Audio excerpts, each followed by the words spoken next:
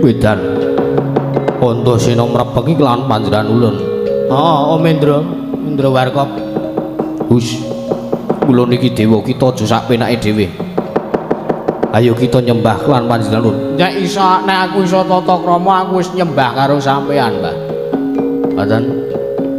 Nek aku iso basa, aku iso tata krama aku wis nyembah wingi-wingi. Ket dhisik ning gandeng aku ki dilairake kanthi kekurangan ya kuwi aku ora iso tata krama, aku ora iso basa, aku ora iso ndodhok.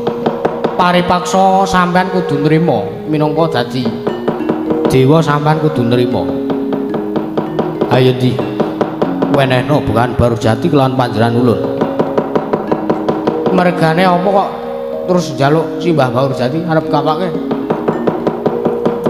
Yen to pancen ora gelem murungake niate Brasta tumindak Malima. Yen to pancen ora gelem nglereni anggere dadi pendhita. Ulun sing ora nrimakake Tantrimane sampean. Hah? Anane Begawan Baur Jati ndadekake gara-gara ning kayangan. Ya saiki adu anu wae. Adu pitik. Hus. Kita aja kaya mangkono kita kuwi satriya. Ora aku mung guyon. Saiki sampean njaluk piye wae tak ladeni. Ning nyuwun sewu nek aku kepeksa wani karo sampean. Sampean ki dewa, aku mung menungsa lumrah. Aku mung titah ning nyuwun sewu, aku can ora iso tata krama, aku can ora iso basa. Ayo, kowe njaluk apa wae tak ladeni. Nyuwun sewu nek aku kudu wani karo kowe, karo sampean ulun.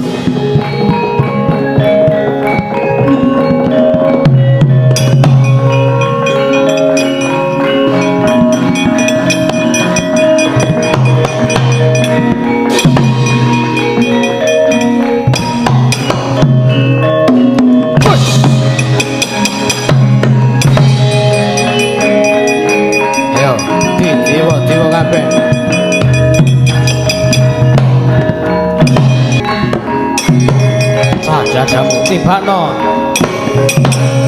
Wah, ya.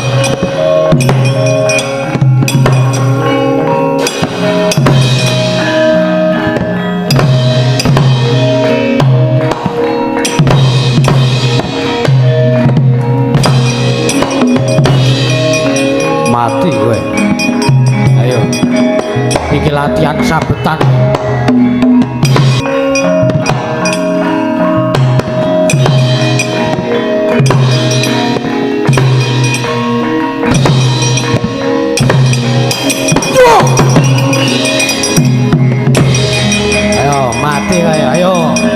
Suramrata Jayamrata.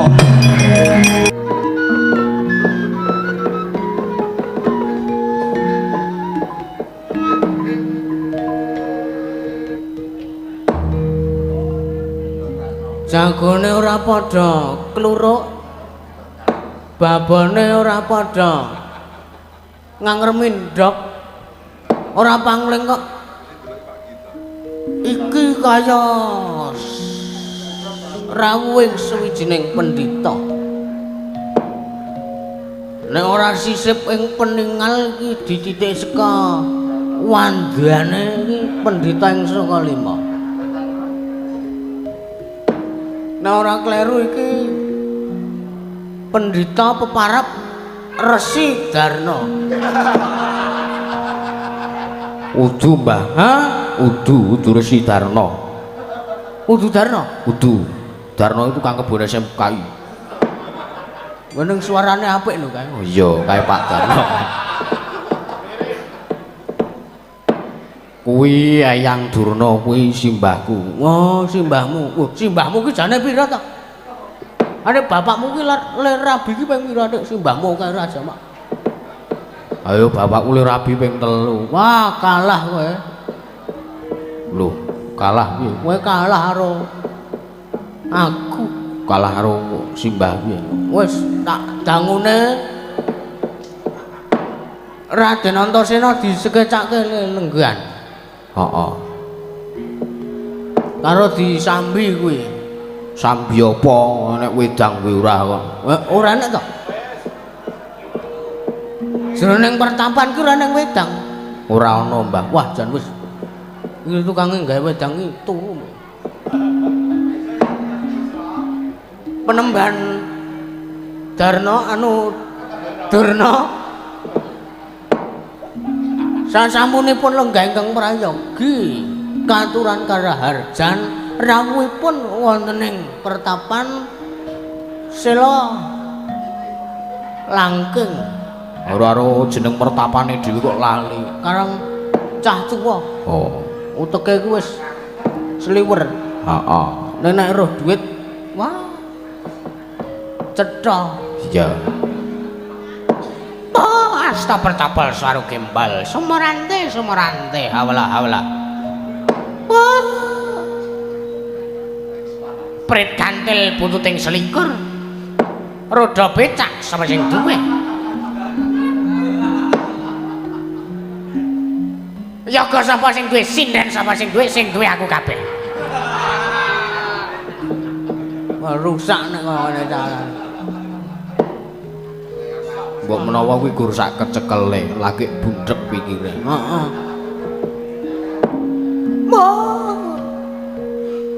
Lah kok kowe teko? Wah, ngoman-oman kadigdayan kowe.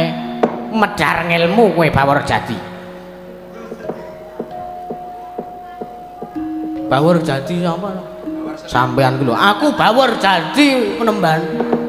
Senes Bawor Jati, ning kula Bawor Jati. Oh, kowe Bawor Jati. Lah kok teko kowe dina sak mengko madhep pendhita, mongko nek aku ora pangling dititik saka wandamu wae, kowe iki wis ketok nek kuwi Bagong. Ngono? Senes. Kula niki Bawor Jati, Bagong dhewe, kula ya dhewe seje wong, Mbah.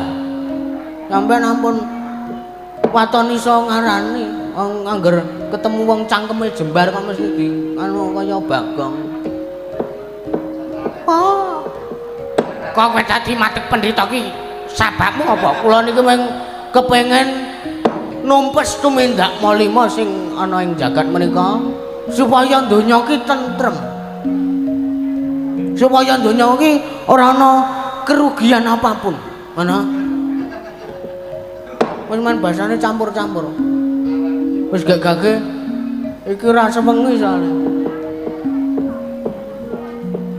Nek ngono padha karo kowe ngembari marang kadigdayaning marang panguwasaning Bekalan Durna. Mboten kok ajeng ngembari niku mboten. Kula niki dados pendhita niku nggih pendhita sing sae. Pendhita sing saged medhar ngilmu sesuai kalih napa sing kula mangertosi. Jane niku kula niku bab ngilmu kasampurnan guna kasantikan niku kula kosong. Ngoten. Mergo bar disuntak. Nek disimpun isi meleh. Lah sampean kok kula niku pengen numpes tumindak molima kok sampean ora trima. Kowe mangerti ya? Mboten. Tak kandhani molima kuwi dadi kunci kabagyaning para Satukurawa. Yen kowe matur, kowe ngomong, kowe ngendikake. Nek molima kuwi dadi kunci kasangsaraning menungsa ning alam donya iki, oh, kowe kleru gedhe, Bawor Jati, kowe kleru gedhe. Kok sik ta, iki wis sejak ngoten niku. Lho, siji perkara piye? Titah niku ngibarate pisan tumindak dosa dielekke ora kena. Bar-bare niku titah niku kaya ngrasake uripe tenang-tenang saja, uripe bahagia-bahagia saja. Uripe kepenak, rezeki sarwa cukup, ora tau ngibadah, ora tau manembah, gaweane maksiat, gaweane tumindak molima. Nek dhewe ngrasake uripe iki sehat, ora tau lara. Ora tau kekurangan rezeki sarwa kecukupan. Ning dhewe ora tau ngibadah lan sak piturute gaweane ming maksiat. Kuwi janjane kuwi lagi diuja karo sing kuwasa. Ngoten. Kowe muni kepiye? Niku tegese lagi diuja. Nek sing dirasake pancen uripe bahagia, ayem, tentrem, mulya, uripe sarwa kecukupan, awake sarwa waras, ora ana kekurangan apa-apa. Ning tata lahir cen bener ngoten niku ning tata batin titah niku lagi tuja karo sing gawe jagat. Bener, Mbah, bener. Aku gumathok karo sing dadi ngendikane Simbah. Lah mula nek para sata Kurawa kok merasa rumangsa ayem tentrem atine ora ana rena ing penggalih, ora ana gelisah dalam hati. Uripe sarwa sehat, uripe sarwa kecukupan, kuwi ateges Kurawa wis diuja karo sing gawe urip. Kurawa wis ditoke uripe lahir batine wis diuja karo sing gawe urip. Ngoten. Mila jan-jane niku kula niku nggadahi niat sing apik, kula nggadahi niat sing boten elek. Wong niki niku nggih mboten mung kanggo kamukten kula niku kamuktene titah sak jagat raya menika Prambanan. Kok sampean teng mriki mboten trima nek kula medhar ilmu ngawisi malima nyingkiri tumindak malima. Lah sampean niku kleru sing kleru niku sing kleru sampean niku sing kleru niku sampean. Kok undel men keselak kodhok. Ayo digedhek cengele. Cengelmu kuwi. Wong tua cengel-cengelke. Niku nek sampean gelem nyingkiri malima, nek tesih gelem kula emutake para sata Kurawa 100 cacahe. Dina samengko kula aturi suwita ngersane Begawan Mayangkara Bawur Jati. Iki astarane ora sowan Siwa Anoman ing sowan Simbah Bawur Jati. Kula aturi suwita marang ngersaning Begawan Bawur Jati. Kula catar sepira to kadigdayane para Kurawa. Nek didelok cacahe can akeh. Nek ngadepi cah papat cantrik-cantrik kula niki urung tentu iso menang. Mila janjane niat kula niki sae penembahan, niat kula niki sae mboten enten sarusikune. Niat kula niki pengen ngelingake marang barang sing kleru, njejegake marang barang sing bengkong. Ngoten niku niat kula niku mboten gadah niat sanes-sanes. Kula niki mboten gadahi pamrih. Cantrik-cantrik kula suwita ngersaning kula menika mboten kula tagih tarif. Mboten kula juki dana probea mbayar saben bulan menika mboten. Neng kosok wangsule nek para Kurawa 100 caca wis ora gelem diemutake nggih monggo, nggih monggo. Najeng ngrusak donya nggih monggo, mboten apa-apa. Sing penting kula pun ngelekke. Apa to klerune wong ngelekke? Lahir batin kula niku ngelekke karo para satu Kurawa supaya nyingkiri tumindak sing ora ana manfaate, tumindak sing ora ana paedahe. Ngoten lho. Nek sampean kok ora trima niku kok ini perkara lucu ini. Kok perkara lucu piye? Ana wong ora trima di kandhani, dinasihati. Pun niku nek pun nek ndaratur kula sampean kersa diemutaken, kula ngaturaken matur nuwun tanpa pindhan ateges nambahi cantrik kula. Ngoten.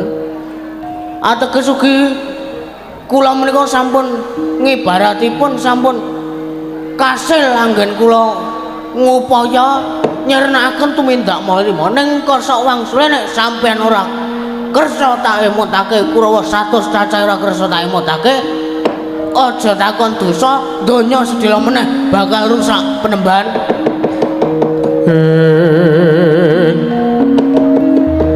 Turnaila panalinganira lumajaring ratri pinenggah jangganira kapisanan naning marang Brantayuda.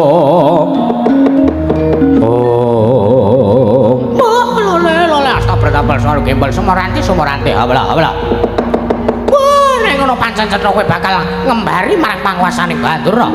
Kowe bakal ngembari marang katigdayaning Bandurna, kowe bakal ngilani karo jajaring Bandurna. Mboten kajeng ngilani, wong kilan kula niku mung ciut. Driji kula niku mung cendhek-cendhek merga kula niki pengendang. Pengendang ning saiki kula pindah teng Kempul. Mergo kula niku kadang sok melu dalang sing nika, melu dalang sing niki ya. Titane nek pengendang sae niku drijine cendhek-cendhek. Ning sing kisor ora melu cendhek to, Mbah. Aja ngono sampean. Ora aku mung nanjike. Tegese sing ngisor ki drijine sikil ngono lho sampean kok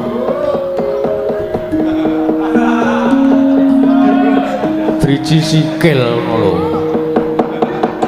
kula ora bakal ngilani dadane sampean kula ora bakal nantang sampean kula ora bakal nguasa ngambari marang panguasaning sampean ning niat kula niki lahir batos kula kepengin dandani moral sak donya dandani moral sak donya mergo tumindak molimo niki pengen kula awisi pengen kula singkirke nek iso papan manembaki kebak sak donya penemban ateges kowe bakal mateni marang kabagyaning para satu Kurawa ngaji lah ya iso ta Kurawa ki nek diajari hah wong saiki wis meguru karo sapa Pak Ipung ora meguru karo kuwi mung rusak kowe yakin aku nek karo kowe mung rusak ning saora-orane iso maca Iqra Mbah nek Kurawa gelem ngedahi tumindak angkara murka mau ya kuwi tumindak molima aku wis leren lek dadi pendhita ngono nek kowe ngembari marang Panguwasane Baturna ngembarine merga napa ha kowe iki dadi pendhita mongko nggonmu bangun pertapan ki ana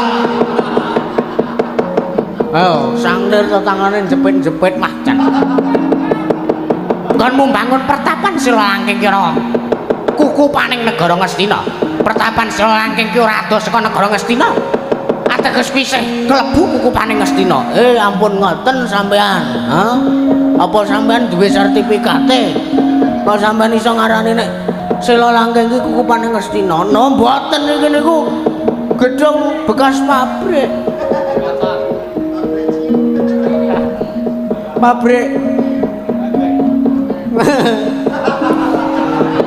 ateges kowe bakal ngembari marang Panguwasaning Baturna aku ora iso aku ora nrimake yen kowe isih madeg dadi pendhita ning pertapan Sela Langking tantrimane Baturna nek kowe ora gelem ngurungake anggonmu dadi pendhita rawe-rawe rantas malang-malang putuk pertapanmu bakal tak obong kowe bakal tak rangket tak leboke Pakunjaran Baur Jati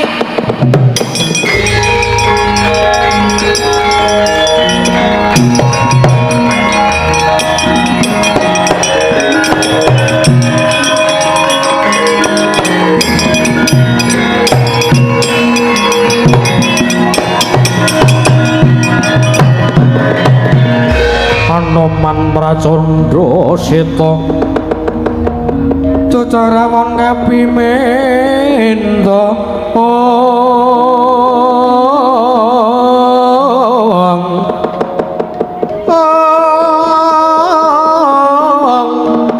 Sanggana Danu Prawata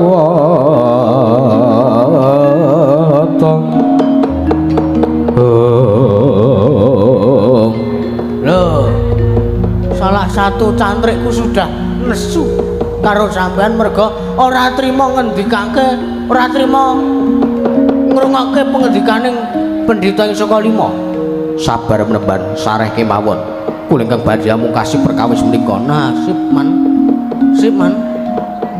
iki Penemban Durna oh iki Anoman bareng megure ning kene sawentawis kula menika suwita ngrasaning Penemban Bawur Jati ngudi ilmu kawruh sakboten boten senadyan to Penemban Bawur Jati menika salah satunggiling pendhita ingkang gesangipun sarwa kirangan nanging jroning gesangipun Penemban Bawur Jati menika estu kemawon wonten ingkang bab perkawis ingkang becik ingkang perlu dipun pundhut dados ngilmu kagem sangu selawasing gesang nek sampeyan arep besmek pertapan Sela Langking sampeyan mboten saged kados ngoten niku.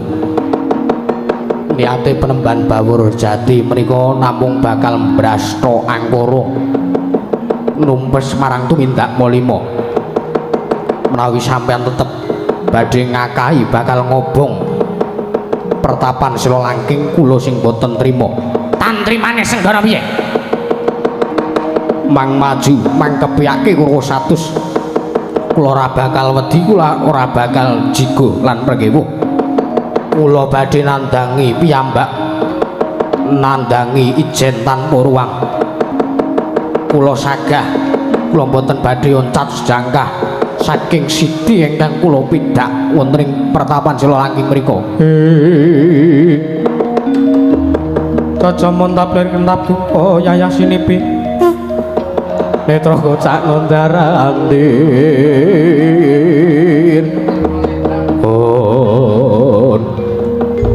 Sapa iki sing ngentut mau? Ambune kaya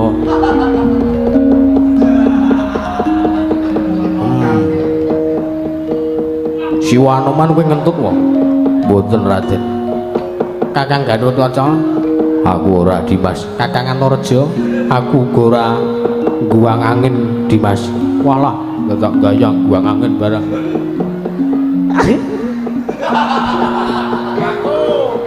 Sing ngentut aku.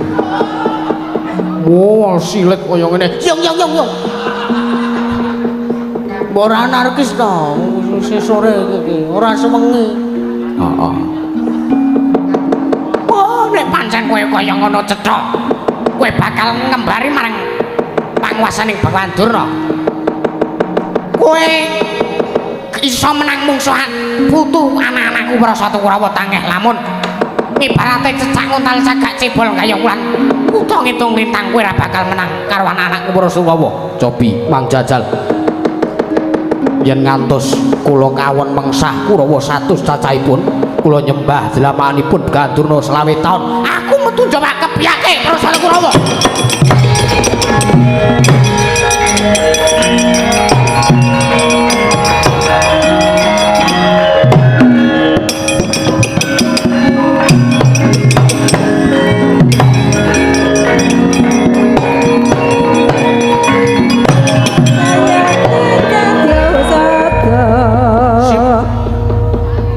Mandangmu apik nyok. Gus karo kuwi iki pakdeku dinyak-nyokke. Lah kok nyebut apa iki jali tak takon iki apa? Ya iki Wanara. Wanara bahasa kasare munyo. Luwih kasar bedes. Kono ngundang apa nek ora nyok? Nyok wonten dawuh. Lho tak undang nyok malah seneng ah. Ya wis ora apa-apa sak karepmu. Anoman wonten dawuh gandeng kowe wis nantang karo Begawan Durna. Begawan Durna kowe wis nantang Kurawa 100 cacahe gelem ora gelem kowe kudu kedah menapa kowe kudu temandang ngundurake Kurawa 100 cacahe. Lho deloken wis padha pancak baris nganggo klambi merah putih nggo topi abang kaki cahaya di arep upacara musliwer mau upacara kok cahene iki wis jam 7 esuk. Wah iya berarti lah aku mbabar pelajaran mau ki ke jam 4 subuh jebule. Lah iya wah jan aku kesregepen tenan ning ora apa-apa aku kuwi nglatih aku tangi esuk. Waduh iki mau aku ki tangi kesuwen kok Mbah. Esuk mesti tangi. Sampeyan tangi jam pira? Jam 7 wah jan kesuwen kok ketun kok. Lah biasane jam pira tangi? Ya paling ora ki adan luhur ake tangi. Wah jan cah keset. Ya wis ora apa-apa. Anoman wonten dawuh gandeng kowe wis saguh kae Kurawa 100 undurna ngestaken dawuh Penemban. Gandeng kula menika sampun lair batos saking kula suwita ngersani Penemban Bawur Jati. Menapa kemawon badhe kula saguhi, badhe kula tandangi. Sip. Ngono kuwi sing tak karepake. Siwa Anoman. Aja mung Siwa Anoman tok sing temandang. Aku klebu cantrike Hyang Premban Bawur Jati. Isin wirang barang yen to aku ora temandang. Matur sembah nuwun Raden Gatotkaca. Wah jan. Matur sembah nuwun Premban. Kowe matur nuwun ngapa to? Hah? Kowe urung temandang apa-apa lho. Kowe suwita karo aku setahun ki agiki ana keributan. Boten namung Siwanoman ingkang badhe temandang, ora mung Siwanoman sing temandang, ning aku uga bakal temandang wong. Matur sembah nuwun Raden Antareja. Wo. Pakji. Aku yo melu temandang. Aku tak nandingi Pakdi ku Kurawa kae. Iki mumpung tanganku garing iki wis tak blonyoi lasem. Lasem apa? Alas sing warna ijo kek semriwing Balsem. Lasem. Remason. Menapa ingkang dados dawuh Patku badhe kula cangking nggo jimat badhe kula setaken dawuh. Raketan mangkata dina samengko, mangkata saiki. Sing ati-ati aja kaya bocah cilik. Nyuwun pangestu Patku kula badhe kula cangking nggo jimat keparengan nganti salah setunggal wadya bala cantrik wonten petapan sila langgeng. Sing ati-ati aja kaya bocah cilik. Ya pamit tambahing pangestu Premban. Ya sing ati-ati manyuk des.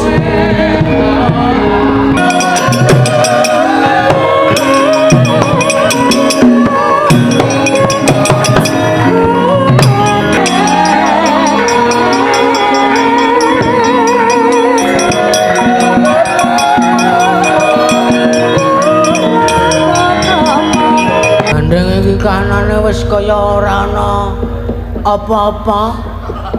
Iki meng garing ngenteni kasile Anoman gawe temandang. Iya mengko aku nyusul Siwanoman sing ngundurke para Satokro kae. Mengko aku Kakang Gatotkaca karo Kakang Antareja uga budal. Mbah. Heeh. Duh sapa iki sing arep tak kongkon? Aku wae Mbah, budalke cantrik to. Heeh, bubarke cantrik kae padha bubarno. Ngestoke dawuh Mbah. Iki ringane nggo mboyong lakuku mlebu sakjroning sentrong. Kalau rungono ke kono sing wayangan dhewe ting ting ting ting. Kae wong nyetel streaming. Heeh. Iki walik pelok. Oh iya. Aku bengi iki arep ngrungokke gendeng sing urung tau tak rungokke. Apa Mbah? Engko nek durung apal Ya wis. Anu wae. Ki merga lakune Dreteng Krencil. Aku arep nganggo gunake runtung. Oh iya. Runtung. Heeh. Raden Antasena budal kang padha sibuk panjenenganing senedya kondur manjing wonten ing sanggar pamelengan. Ngestokke dawuh Simbah Premban Bawur Jati. Njaluk pamit, njaluk tambeng pestu. Sing ati-ati aja kaya bocah cilik Raden Antasena. Naglah kaya ndro mentang kaya gendewuh wajan. Ora pangling kaya Anoman iki. Ya dasar pranyata. Aku senggono ya Anoman. Wah, kethek putih ora mudyar-mudyar. Tak jangka ya ora tekan-tekan karto marmo. Ora pangling kowe kok dhisik raimu tuwek kaya ngono. Wong iki nek awet tuwa iki mesti waras, mesti sehat. Ora kaya para Sata Kurawa awet enom ning merga tumindak sing ora prayoga. Pah, parot. Wigati apa ngirit Wadyabala Kurawa 100 cacahe. Ngruyuk pertapan sila langking. Ya ndi? Ndi Begawan Bawur Jati kon mrene. Nek pancen ora gelem murungake niate nggone pengen brastra Malima lan sarta ora gelem leren anggone madeg dadi pendhita aja takon dosa. Pertapan bakal tak obong, bakal tak besmek. Bakal tak obong dadi gosong, tak obong dadi angus. Nek kowe arep wani karo Penemban Bawur Jati mungsuh du sapa-sapa merga Penemban Bawur Jati kuwi niate apik ora duwe niat sak liyane nentremke jagat, nentremke kahanan donya. Walah dalah. Nek pancen kowe arep wani karo Penemban Bawur Jati ora sah tekan kono-kono. Iki ajange dadane Anoman. Nyododo didodo wah babuk aboro-babuk. Bola bali bola. Kowe dadi kliliping para Satukurawa. Kowe ngalang-alangi kekarepaning para Satukurawa maka dina sak mengko Bapa Prembandara wis utusan karo para Satukurawa 100 cacahe ngruyuk pertapan Sila Langking. Nek pancen Bawur Jati ora gelem leren anggone dadi pendhita, gelem ora gelem aku lan Kurawa liyane bakal ngobong pertapan Sila Langking tak dadeke bumi angus. Raja Montabir Ratuka Yayasinipe Netra kocak ngondarandir. Oh, ayo nek pancen arep wani yo krobuten Kurawa 100 cacahe ora bakal tinggal loncat. Wah lena pangendamu tebiak dadamu kelakon randra bojomu Singalena prapteng lalis Artamatu.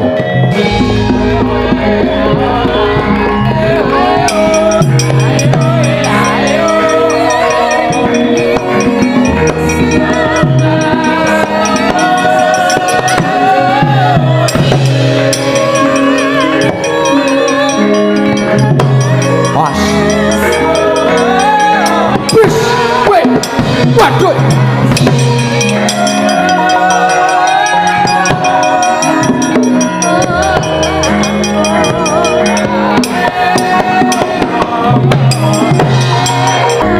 Wes.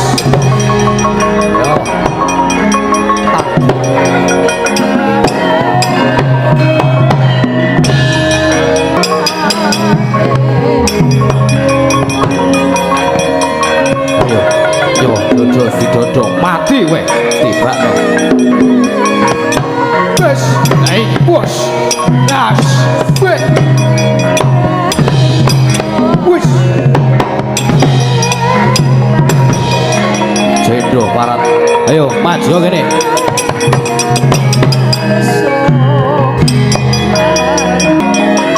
Wah, iya.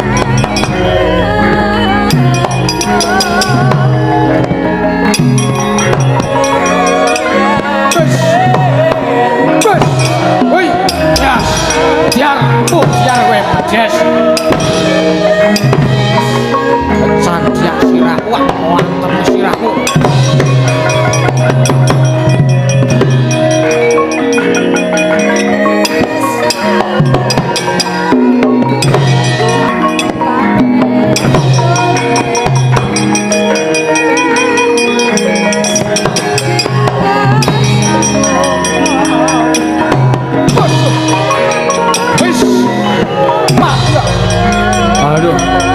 Kajian orang kajian musuh kerja.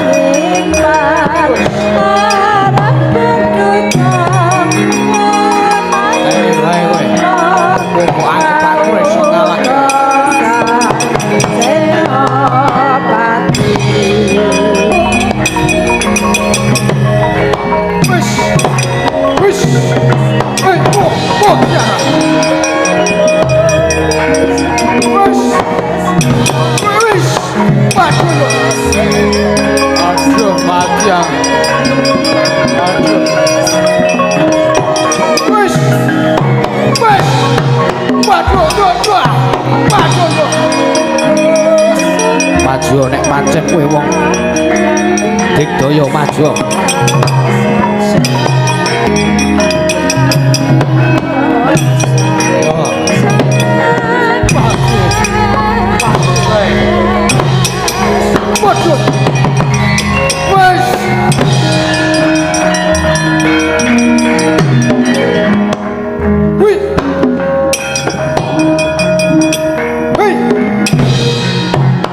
Wes. Wes.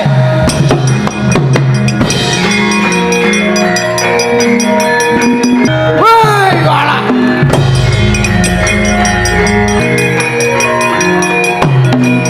Ayo, amuk Suramrata, Jamrata. Kowe menang mungsuh Kartomarma durung mesti. Durung karuan kowe menang mungsuh Satama. Ayo, maju rene. Satama anak jaran tanding karo Munyuk. Hus. Kowe mesti menang karo Satama. Maju.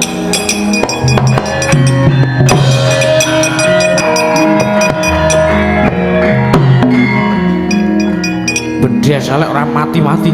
Mati yo ki. Mati ki wis enek mangsane dhewe-dhewe. Ayo, Di Bawur Jati. Ora sudi meneke Bawur Jati. Ki tanding karo Kridane Anoman. Mati kowe, tibakno. Wes. Dia. Wes. Waduh.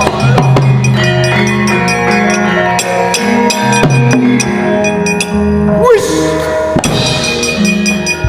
Aduh. Wes. Wes. Kowe.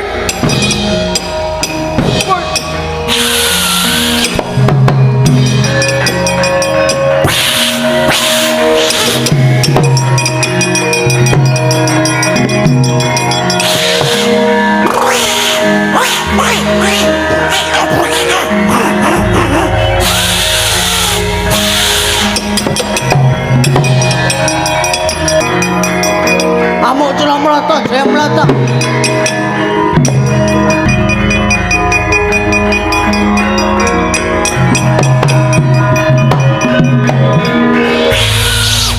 Wedian medeni mere-mere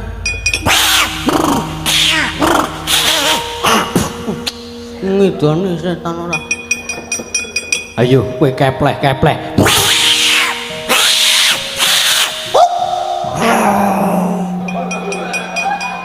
Kene wedine meng luacu. Luacu kok wedi. Tandingan aku idane ngadu.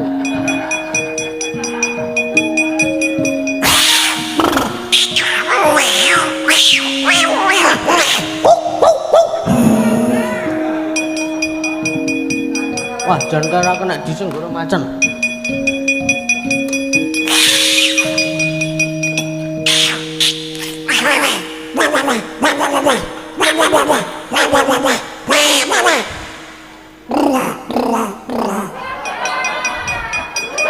Kok dadi truwuk barang Sak gelemku.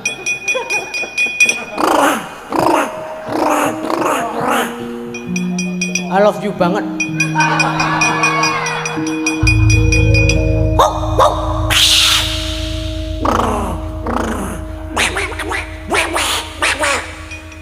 malah dunal bebek. Ayo maju. Tanding ana Kridane Anoman. Ya kowe. Goleke gaman. Kowe nang kotak kowe. Kowe iki apa sapa? Iki lho peladen iki nglatih peladen. Yo. Wis sak gelemmu. Nya, tamak itu Mbak. Tibakno. Olah monclot. Diadamu aja diundang Dulma Ganti. Ayo. Prandek puno ning kono Olaf I love you nek tak kira diajul pisan modar isin kowe. Wah, jan wis ora. Mati Tibakno. Yo, yakine. sesek ora. Ora. Lah kowe wis ngantem apa urung? Bajigul ngece. Tak tujeles kaya ngono kok mletik. Yo, tibakno. Golek liyane sing empan. Wah, jan wis. Wis ora sah kowe linggo wae.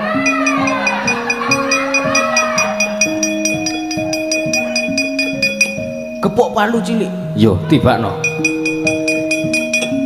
Modal Nyo, sirahku sisan. monclot gundulmu. Golek liyane. Wah, jan wis iki palu. Palu apa ta iki? Cuduk kelis. Yo. Tibakno. Modal monclot biadamu. Tibakno.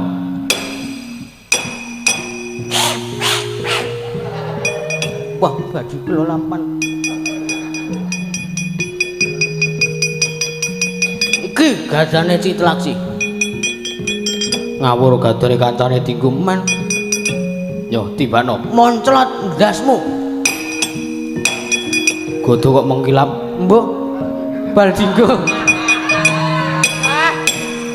Golek liyane wah, Jan wis nglekoco iki. Nek ora aku lah ngetokke cendataku sing ampuh dhewe. Kiai Senso. kuwi senso saka ngendi? Iki ndicik nggon aku. Heeh. Terus dituku Pak Jadi, bali-bali ning nggon aku wis dilut-lut kaya ngene. Wah, jan kaki nek wong nganggo la iso primpen ora iso ngati-ati. Wis gak tibakno. Wah, jan wis mati kowe. Tibakno.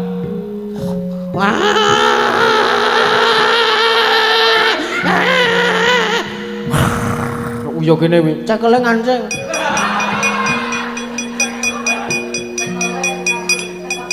Wong senso nganggo seker. Wah, bocah ki lah ngerti mecen. Wah, jan Tibakno meneh.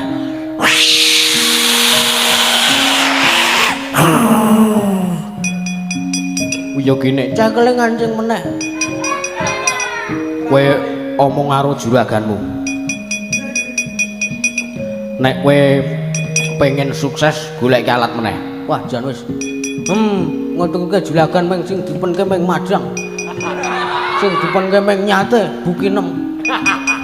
Wis ora kajar nek kaya ngono calane. Ngomong. Nyo, Tibano pisan meneh. Nek nganti aku babak kulitku aku mau guru karo kowe. iya. Nek iki ngenane gulumu ora mempan tak balekke kalau sing duwe. Iya. Tanding ana klidaku. Pilman aku. Tukang tebang handal. Tibakno.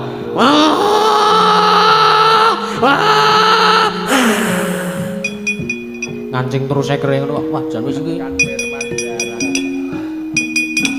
Tak naik modal. Ngomong karo juragamu kon golek alat sing apik. Juragan pahit. Kon goleke cenco lagi digolekke cenco amok ngono kok kek. Kowe iki dadakan ya. Wah, jan wis ora. Man ketiwacan man, anoman ngamuk man.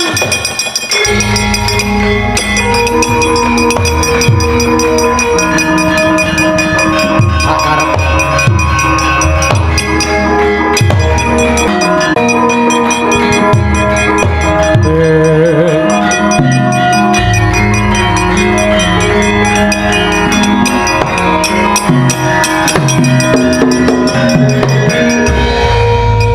Pejah kula man. Karta marma mungsuhmu sapa? Mangsah kula senes menungso. Lah sapa? Mungsuh kula munyuk Anila. senes. Lah sapa? Sugriwa. Senes. Dede man. Munyuk putih Hanoman. Lah iki kethek tuwek ora modar-modar. Kula ken mati turene nek wis entek batune. Wah, ngrungokke le omongan kuwi nglarake ati. Pun kula semanggaken. Kowe kok kalah karo munyuk kowe iki menungso lho. Kowe iki pangeran Pati Ngastina, kowe iki sing dijagake karo anak Prabu Duryudana. Nyatane kalah kowe. Sampeyan iki dadi juragan ming ngepenke nyate kok. Tenagane duting kleler ora sebae-baene. Nek rumangsaku aku ki ya ngopeni tenagaku le tenanan entukku ngopeni tak rewangi bangkrut. Sok senengane mujek-mujek awake dhewe ngono. Bangkrut tenan bingung kuran.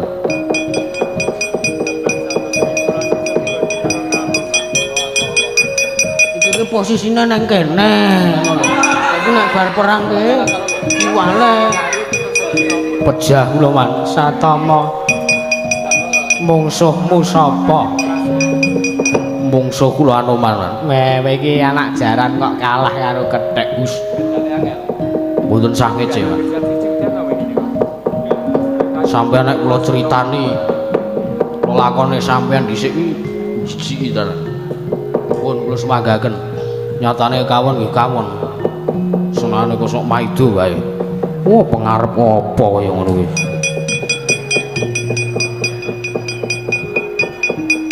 Man, Piye? Mungsuhmu sapa? mungsuh kula anu man. Terus kalah pemenang. Mboten enten sing menang, mboten enten sing kalah.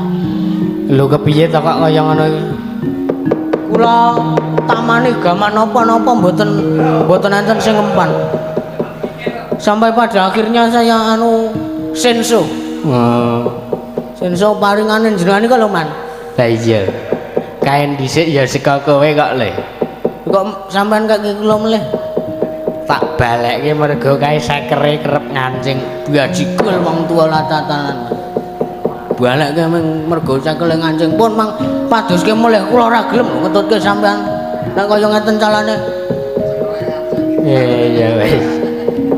Sesuk tak yasake meneh. Ngoten wong sing penke ming madyang. Nyate lor kretek wae. Kok sing ngempul kae apa neh? Wah, gak wis pahit Kakang Durna kula semanggaken Kakang. Wah, kuku karepe dhewe.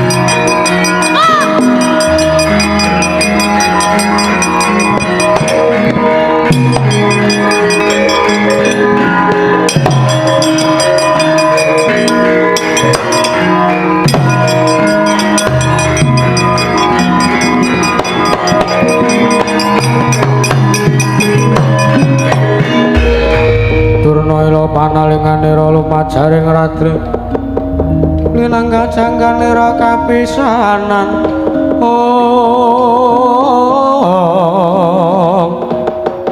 aneng perang Brontoyuda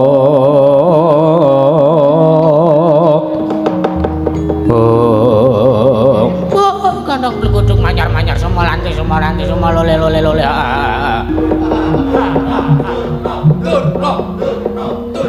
apa kowe ra wedi karo Sata Kurawa Kesmana?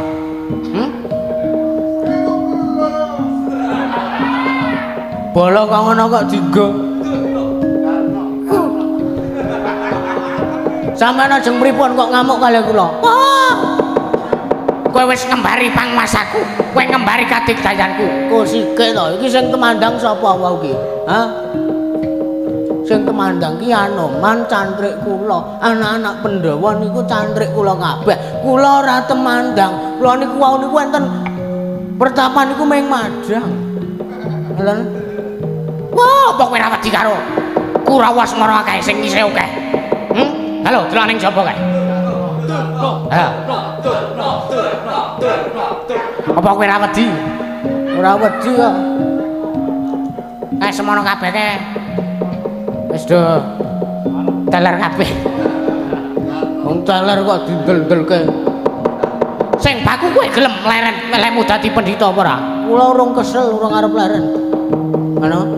Tur niat kula niki apik, mboten ngerugekke jenengan janjane iki. Wong niat kula niki ngendhake kemaksiatan, ngoten lho. Saiki ngeten mawon. Gandeng kula niki mung pendhita gunung. Sampeyan kula jak adu kepinteran. Kepinteran apa? Werep. Nakon kaku bab weton ora usah mundur-mundur. Weton kula apal kabeh. Senen. Nek Senen ki 5. Nek Selasa ki 7 ngawur, Senen ki 4. Weh, heeh, Ding. Kewalik kaya. Saniki kula tak takon mawon, niki arane napa? Hah? Gitik Maruta.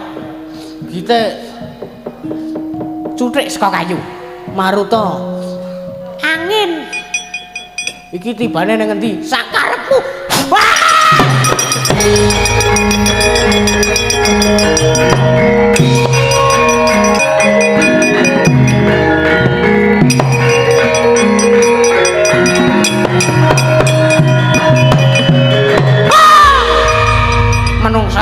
bluprut kabeh ra iku. Oh, takoni Dipate. Gitik Maruta. Gitik cuthik sega kayu. Maruta. Angin. Tibane sak karepmu. Hus. Ngidoni sak karepe dhewe kualat. Tuaku mbane sampean. Oh, pancen bawor jati kecah. Cah kucluk kae. Kucluk-kucluk kok medhok pendhita. Ayo men sak karepe. Njur iki kepiye nek kahanane wis kaya ngene Kakang. Oh, Kurawa tetep dikepiyake. Ngubengi pertapan Sela Langking. Aja nganti ana sing oleh mulih. Oh, ngono. Heeh. Didelok kaya ngapa le. Bawor jati dadi pendhita. Ngono? Nggih. Nek meng gayane meng tebang ya ora sida. Mulih wae Kurawa. Didelok sepira kadigayane Bawor Jati. Nek pancen arep ngembari karo Begawan Durna, nek wis cetha-cetha bakal ngembari karo Begawan Durna, diobong pertapane. Ayo Kang, ngobong. Kusike ta, kusike urung wayah ngobong iki. Oh, mawut kabeh ora. Jur karepe kepiye? Kurawa ngupeng pertapan. Oh, ngono. Heeh. Aja nganti ana telik Mangindraja sing merajal saka selaning garu. Ayo nek ngono tak derekke Kakang. Nganti para sata Kurawa ngubengi pertapan Selangking. Ayo, ayo. Heeh. Dikakane direketi dikebaki. Heeh, Kang. Wis gamelane wis muni.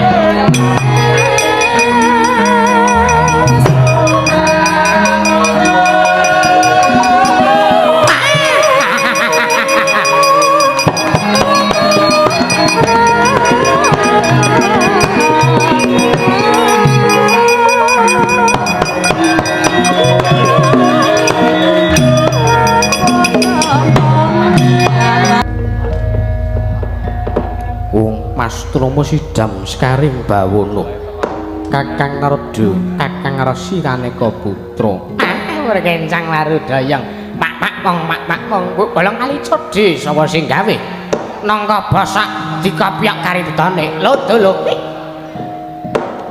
Nyadong Jawa timbalanipun Adipati Sang Hyang Manikmaya Adi Guru wonten Jawa menapa dinten sak mangke nglempaken para wadyabala nglempaken para hapsara hapsari para dewa wonten ing Kayuwangan Suralaya wonten ing Palemarti Kunda Manik wonten garas napa ingkang Raking Sidik pangudal-udal kepareng cumadung dawuh Kakang Narada lho wonten dawuh sih guru-guru ingkang tumanduk wonten ing Kayuwangan sampun kula rasaken tigang candra menika kirang langkungipun tigang candra menika hawa panas ingkang sumundhel wonten ing awiyat wekasan andadosaken para dewa para dewi para hapsara para hapsari kepelajar saking Kayuwangan Suralaya. Walah menika lho kula niki nggih bingung. Wis 3 sasi kaya ngene kok. Wah, kok iki malah kaya ngene kanan iki wah murat mari duting leler dhewe dewa-dewa. Lho. Inggih Kakang. Mila dinten sak mangke menika kula namung nam penggalih kula namung saged ngawuningani guru-guru ingkang tumanduk wonten ing Kayuwangan Suralaya menika sabab kula mboten mangertos menapa ingkang dados sabab guru-guru menika tumanduk wonten ing Kayuwangan Suralaya. Lah menika lho kula badhe mujuk atur nuwun sewu lho niki nggih. Inggih kula sumanggaken miturut kula gara-gara wonten ing Kayuwangan menika kapérang dados 3 werna sababipun menapa kemawon Kakang setunggal inggih menika wontenipun lemah sangar Kayuwangan wonten ing saindenging jagat menika inggih salajengipun wah lha kula nuwun sewu gara-gara wonten ing Kayuwangan menika saged dipun sababaken krana wonten pandhita ingkang tapa brata nglampahi priatos mekaten Kakang. Inggih. Menika ugi ndadosaken gara-gara wonten ing Kayuwangan Suralaya Diwati. Mboten namung Kayuwangan Suralaya, wis sak Kayuwangan dadi geger bubar mawon nek wis wonten pendhita tapa enten lemah sangar kayu wae. Monggo sareng kula taliti wonten ing jagat menika nembe mboten wonten lemah sangar kayu wae. Menawi wonten tanwurungan namung badhe dipun bedol dening para dewa akarya cagak wonten ing Palemarti Kunda. Inggih. Lah sareng kula taliti ugi menika dalu menika dinten samangke menika wonten ing jagat menika mboten wonten pandhita ingkang tapa, mboten enten pandhita ingkang nglampahi priatos. Inggih. Lajeng ingkang pungkasan menapa Kakang? Ingkang pungkasan menika wae.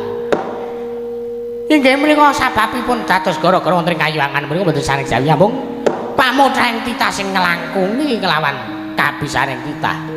Tegesipun kados pundi? Contonipun Tuk rikala semana Prabu Niwata kawaca mothah wonten ing kayuangan ngamuk-ngamuk kepengin dados nalendraning Waradewa. Lah menika rak mboten badhe kelampahan to ngaten. Sing kula arani kula wastani gegayuhan nglangkungi kabisan nglangkungi kegiatanipun titah menika kados ngaten nika Niwata Prabu Niwata kawaca menika. Wah kepengin dados nalendraning Waradewa nika mboten badhe kelampahan. Mekaten Kakang. Iya. Nanging sareng kula mestani menawi paduka mboten pirsa menapa dados sababipun menapa ingkang gara-gara ingkang tumantuk wonten ing kayuwangan menika kula nuwun sewu bilih kula mestani menika adi guru kirang wasis kirang titis kirang waskita ing SD menawi mekaten Kakang Naraja amestani ingkang ngarayi pun jagat Girinata menika senes nalendraing Waradewa mboten ngaten mboten wah salah paham iki wah kali kaya ngene carane angel ngandani wong-wong angel kaya ngene wah wis ben watakan wong iki siji-siji wah mboten kak ngaten menika mboten ing atasipun panjenengan menika nalendraing Waradewa kok mboten pirsa kaliyan ngubah musik para titah nyatanipun kula mboten saged ngawuningani wonten menapa ing jagat menika wonten menapa wekasan saged ndamel gara-gara wonten ing kayuangan. Walah iki isa nek kaya ngene jenenge iki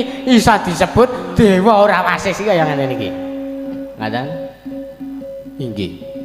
Menawi kula mestani mriku panjenengan menika sanes mboten cocok menawi didadosaken nalendraing para dewa sebab mubah musing para titah kemawon mboten panjenengan mboten pirsa.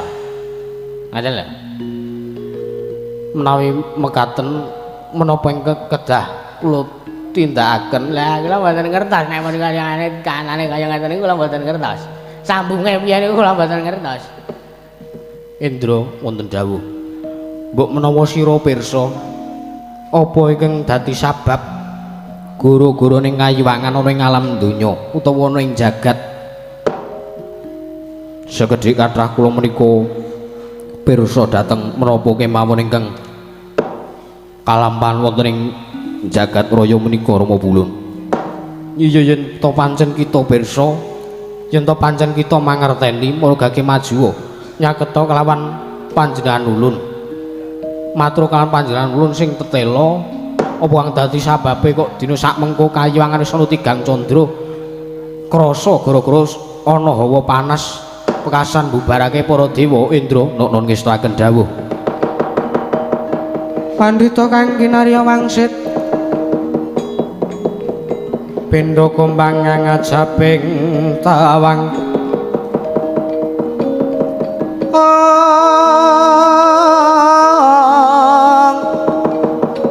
susuh angin ngendi enggone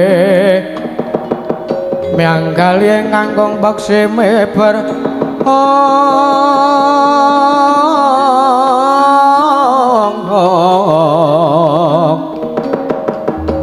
susu angin ngendi nggone ana pandhita tapa ngrangsang kayangan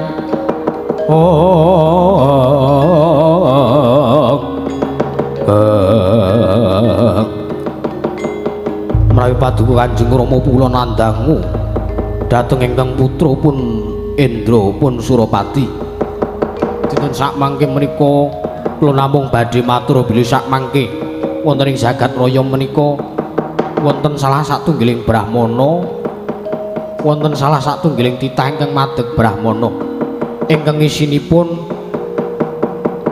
wedharan ngilmu salah satunggiling brahmana menika nggih menika ngawisi badhe numpes kelawan tindak maksiat tumindak molimo yen kita mangerteni sapa kang dadi peparape begawan kuwi mau menawi boten sisap anggen kula naliti wonten ing jagat raya menika pendhita kala wau peparap begawan Bawur Jati. Walah Jati iki wis ulah meneh to. Wah, kendhisik kaya ngono wae belinge ra semene. Bawur Jati Kulon. Nggih. Bawur Jati, sanes Jati. Udu Jati. Sanes. Wah, lha wae Jati sing mulang ngono nak parani. Arep tajak nyate. Panjenengan menika dewa kok sampun kados ngoten. Menika ingkang dados sabab Rama Pukulun. Tuntes sak mangke kersanipun Rama Pukulun kedah kados menapa kula kantun nderek menapa kedah tumurun ing jagat raya naliti leres napa mboten ingkang dados pendhita menika nggih pun Begawan Bawur Jati.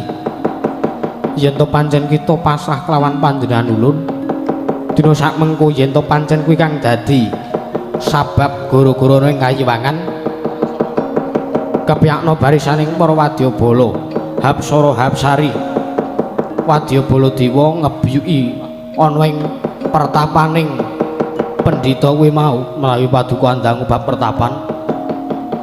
pertapanipun Begawan Bawur Jati menika naminipun pertapan Sila Langking. Iya kandiran panjenengan ulun ngawi sangjaning para wadyabala ngebuyuki marang pertapan Sila Langking non ngestaken dawuh nyuwun pamit madal wasilan sing ati-ati aja kowe bocah cilik Indra.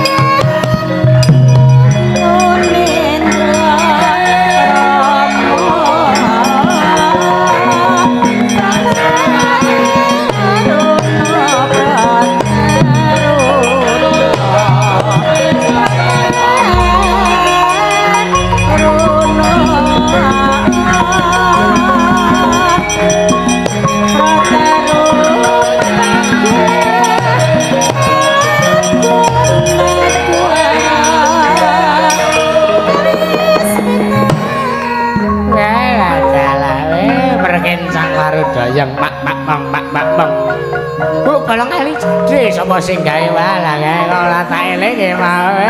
Karang wong tuwa lali wae.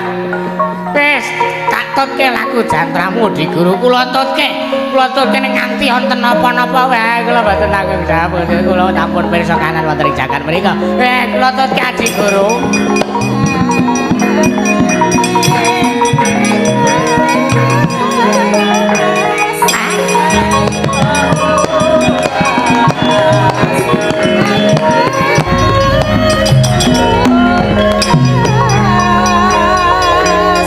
Ya nggo ngregeng-regengke kahanan pertapan. Heeh, Mbah. Wis do tak cangketake meneh. Mergo aku nyumurupi kahanan pertapan Sila Langking, lingkungan sekitar wis rada ayem. Heeh, Mbah. Nek ya muga-muga nek kan Simbah ki duweni gegayuhan kepengin brasta tumindak molimo. Heeh. Nek wong duweni gegayuhan ki mesti wae bakal ana pacobane. Ah mesti itu. Saka cilik tekan gedhe. Iya. Contone kaya iki mau. Lah iya. Wong aku ora ndek niat apa-apa, niatku ki mung kepengin supaya titah ning alam donya ki leren le tumindak maksiat kaya ngono-ngono kuwi. Lah iya. Aku ki cocok karo sing digayuhke karo Simbah. Heeh. Piye man lehmu temandang? Pangestunipun kula saged unggul kalian Prasata Kurawa. Kae aku ora takon kowe unggul apa kalah. Lehmu temandang ngundurke Kurawa ki kasil apa ora? Inggih, kula saged ngawonaken Prasata Kurawa. Aku ora takon Kurawa kalah apa ora. Aku ki mung tekon Kurawa iso mundur iso bali ning pusate kono apa ora? Hah? Kurawa iso bali ning negara Ngastina apa ora? Sareng kula taliti Begawan Durna kalian Pati Sengkuni menika nganti Kurawa ngebuyuki kawontenan pertapan Sila Langking. Wah, jan mono kok hawane panas. Oh, Simbah kok pirsa. Oh, lha karang ora ditepasi aku. Iki ketiga ngene kok udan. Ya wis ora apa-apa. Wah, donge kok nandur jagung. Heeh. Diselke saka kali malah udan. Ha, mati kabeh. Wis ora usah sambat simbah ki pendhita ulur jagung barang. Aku ki ya wong tani. Saora-orane nek kasil ki ya tak dol. Oh, Nggo nukokke montor anak. heeh. Lho, kripten ning omah. Kuwi mergo lehku adol jagung kuwi tak critane. Iya, kayak ki arep ngopo mbah nek wis kaya rasane kahanane ayam kaya ngene iki arep ngopo? Ya nggo ganti gara-gara mergo iku ora nganggo gara-gara. Oh, lha engko diurak penonton. Men durak ya men. Ora apa-apa. Iki ya jagongan-jagongan santai. Iya. Karo ngenteni mbok menapa ana pacoban meneh. Lah iya, Mbah. Ya meng kowe sing iso tak jak ngobrol wong iki karo aku basa kabeh. Angel basa ki. Aku ya arep mbasane iki wegah. Ngatasi aku ki pendhita ki kabeh ki cantrikku. Lho, ya ora usah sombong. Aku ora sombong ning kenyataane. Iya. Aku ki jane ki ya kepiye ya Wis ora usah curhat to, wis kek diaturke apa wigatine. sampean satriya ngomong curhat ki saka ngendi? Ha ya sakploke aku suwita karo simbah kuwi basaku mawat-mawut. Ngono lho. Ning santai to, ning kowe pendak dolan karo aku tak ampirke ning lor kretek seneng to. Wah, seneng banget aku. Wah iso nyawang bakule barang. Kowe ora ya mung elek to niate aku. Oh ya ora aku ya mergo simbah. Bot-bote ngetutke simbah. Heeh, tak rewangi bangkrut. Ya aja bangkrut muga-muga kuwi ora lokak malah kepara kebak. Heeh. Iki nadan kahanane ayam kaya ngene, Anoman Wonten dawuh. Raden Gatotkaca, Wonten dawuh. Raden Antarmeja, Antarja. Raden Antarja. Iki awake dhewe kudu tetep jaga-jaga kahanan pertapan supaya aja ngasih ana telik Mangindrajala sing mrojol saka sela-selane Garu. Ngono. Dijaga supaya aman kahananing pertapan Sila Langgeng cantrik-cantrikku kabeh. Ngopo, Mbah? Serak aku. Lah ya ngopo? Wah, wis suwe ora nyate kok malah ketekan dewa. Ora pangling kuwi rak pukulun manik maya. Lah iya. Aku ora basa karo kowe ora apa-apa to. Ora apa-apa. Donge iki aku ya basa ning gandeng aku ora iso basa ya wis. Heeh. Pukulun nadyan kula ingkang abdipun Bawor Jati Bawor Jati ngaturaken sembah sumangka mangabekti kula kunjuk. Iya iya. Apa kuwi tukang peparep Begawan Bawor Jati? Nggih, pun kula aturaken kula Bawor Jati. Iya. Dene kang dadi wigatine kita madeg dadi pendhita. Kula kepengin brasta angkara murka. Kula pengen ngilangi tumindak molima saking alam donya menika. Ning pakarti kita ingkang kaya mangkono dina sak mengko gawe gara-garaning kayiwangan. Para dewa bubar mawut ora kira-kira merga saka pakarti kita sing madeg dadi pendhita. Waduh, iki kok pacobane tumpuk matumpi tumpa. Tumpik matumpa-tumpa. Ora saru kaya ngono kuwi, Mbak. Iki kleru hurufe. Tumpuk. Karo iki cedhak. Iya. Wah, jan wis pacobane kok mawarna-warna. Ya wis pancen nek wong arep sukses iki kaya ngono kuwi, Mbah. Lah iya, aku les Iya. sak karep-karepku. Iya. Nuwun sewu pukulun, kula niki janjane mboten gadhahi niat sing kados ngaten. Ning nek pakarti kita kaya mangkono padha karo kita bakal ngembari marang panguwasa ulun. Kula mboten gadah niat ajeng ngembari kalih kekuasaane jenengan. Ngoten. Kula niki kepengin brasta angkara murka sing sakniki niku pun ngombro-ombro wonten ing saindenging jagat menika sakniki pun kathah. Pun merajalela. Iya, terus kepiye? Lah, kula niki nyumurupi kok Kurawa kae kok kaya ngene. Lah kok jagat ki dadi akeh sing padha tumindak molima. Wah, lah jebule pusat permaksiatan ki ning negara Ngastina kabeh. Lah niku pengen kula hancurkan, kula ganti dadi papan manembah. Kabeh kawulane kula jak tobat. Soto babat Tu apa tobat ki mandeg maksiat. Kuwi kayake ora ngerti kok arep njlentrehke. Ya wis sak kecandakku. iya ning padha karo kita wis ganggu katentremaning para dewa. Lah kula ganggu nggih napa? Wong kula nggih ora njaluk dana Prabaya kali sampean. Wong kula ya ora ngutangi sampean. Pripun to? kita wis ganggu katentremaning para dewa bubar mawut. Ah bubar mawut ki urung mesti niku. Ngoten to. Apa wing sak kula niku wing pendhita gunung ngibarate kula niki pendhita sing cepete bab ngilmu kasampurnan ngilmu kanuragan. Lah kok teko sampean ngarani nek kula niki ngrusak katentremaning kayangan. Nek ngoten niku rak napa mboten mung sampean gawe-gawe. Hah? Mung sak kula kok iso nganti gawe gara-gara kayangan diwane bubar mawut iki.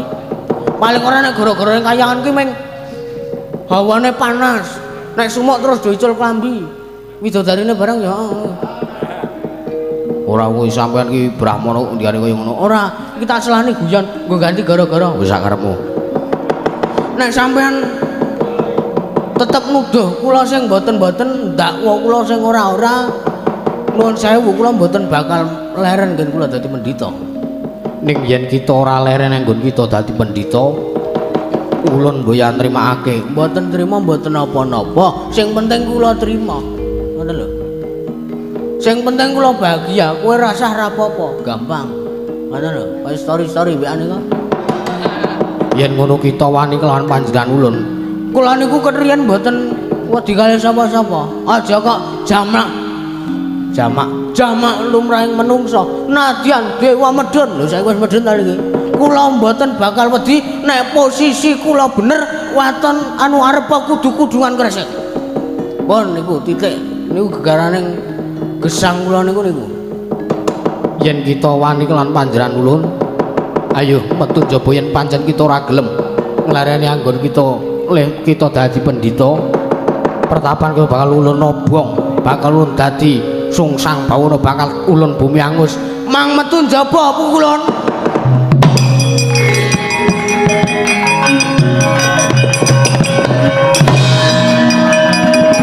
Mas, ora kaya ngene wae.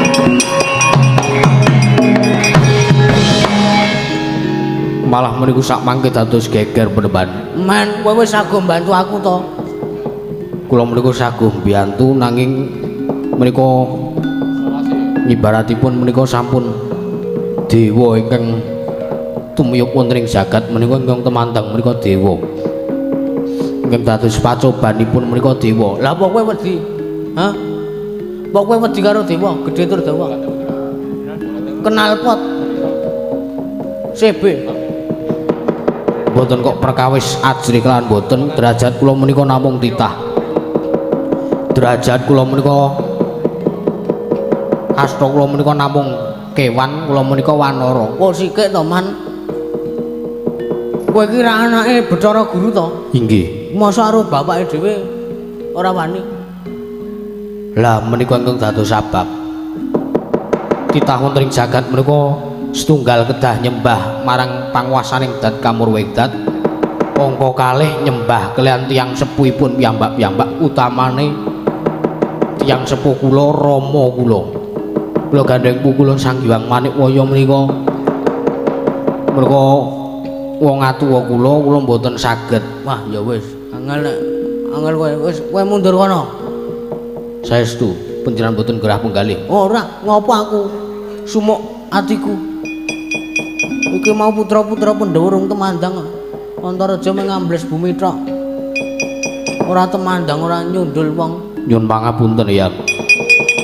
Antasena, Raden Antasena. Piye, Mbah? Aku njaluk tulung kae dewa-dewa diundurke. Ngestake dawuh, Mbah. Wis aku tak tunggu pertapan ngancani Anoman. Yo, njaluk pamit aku tak ngundurake para dewa, Mbah. Ya, sing ati-ati aja ya. Bocah cilik. Pandhita kang kinarya wangsit pingno kumbang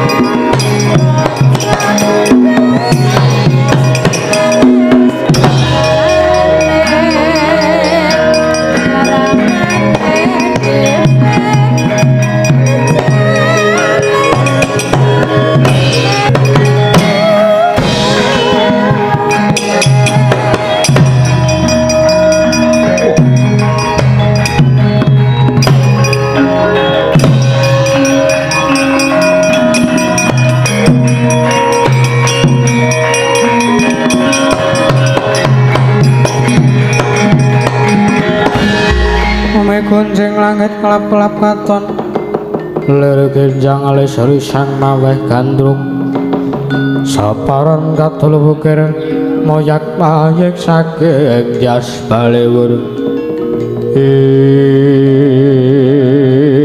Widan Antasena mrepeki kelawan panjenengan ulun. Om Indra Warkop. Hus. Kula niki dewa kita aja sak penake dhewe.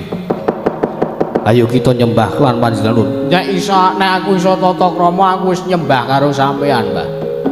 Mboten. Nek aku iso basa aku iso tata krama aku wis nyembah wingi-wingi ket dhisik ning gandeng aku ki dilairake kanthi kekurangan ya kuwi aku ora iso tata krama, aku ora iso basa, aku ora iso ndodhok. Paripaksa sampean kudu nrimo minangka dadi dewa sampean kudu nrimo. Ayo Di. Wenehno bukan baru jati kelawan panjenengan ulun. Mergane apa kok terus njaluk Simbah Baur Jati arep kapake? Yen to pancen ora gelem murungake niate Brasta tumindak Malima. Yen to pancen ora gelem nglereni anggere dadi pendhita. Ulun sing ora nrimakake tantri manis sampean. Hah? Anane Begawan Baur Jati ndadekake gara-gara ning kayangan. Ya saiki adu anu wae. Adu pitik. Hus. Kita aja kaya mangkono kita kuwi satriya. Ora aku mung guyon. Saiki sampean njaluk piye wae tak ladeni. Ning nyuwun sewu nek aku kepeksa wani karo sampean. Sampean ki dewa, aku mung menungsa lumrah. Aku mung titah ning nyuwun sewu, aku can ora iso tata krama, aku can ora iso basa. Ayo, kowe njaluk apa wae tak ladeni. Nyuwun sewu nek aku kudu wani karo kowe, karo sampean ulun.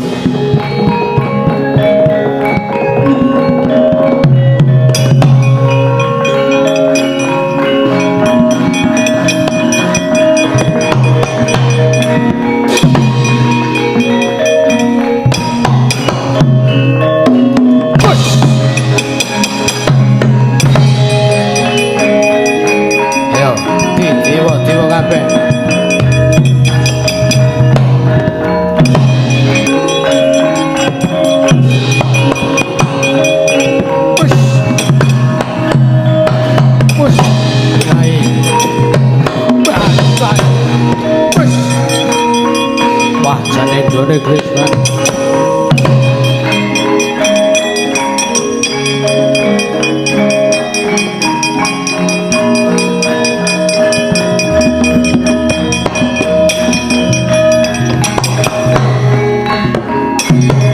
Sajajamu tibakno. Wah, ya.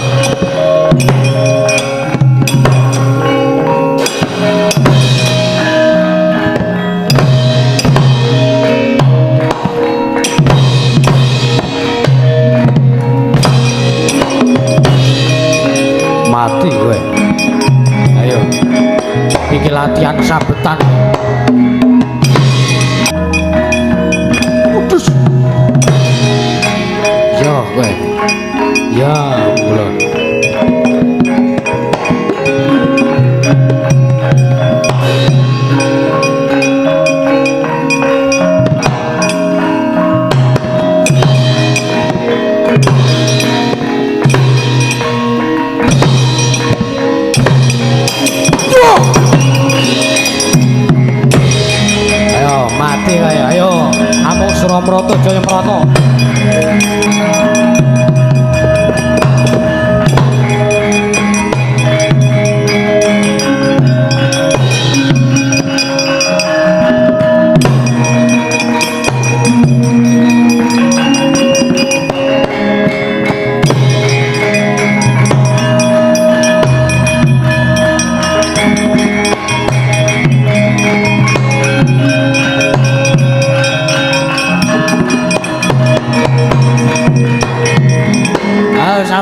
piye saiki?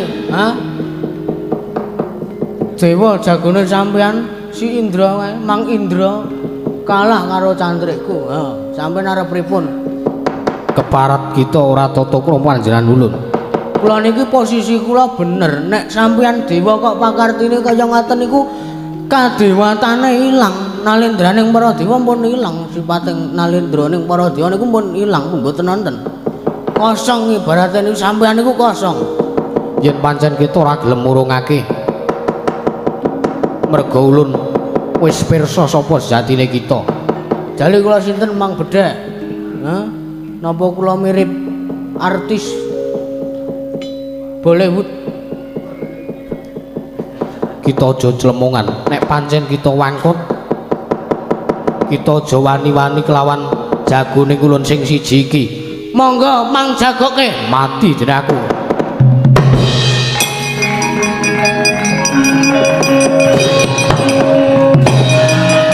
Men wis nekat sisan kahanan.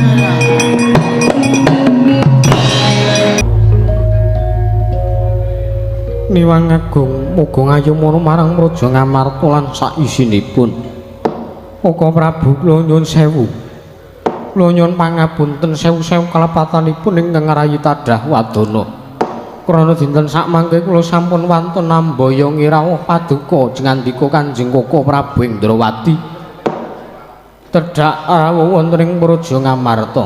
Yayi, damel kagiat penggalipun ingkang Raka Indrawati kula sak mangke kula nampi tinimbalanipun paduka Kanjeng Yayi Prabu Darmakusuma Yayi Prabu Ngamarta.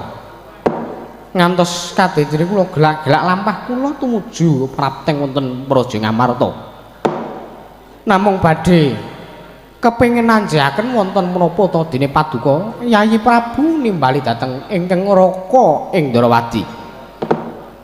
Koko Prabu, estunipun kula menika namung badhe ngaturaken menapa ingkang dados geganjelaning manah kula. Menapa ingkang dados ganjelaning manah paduka Kanjeng Yayi Prabu? Dinten sak mangke menika Koko Prabu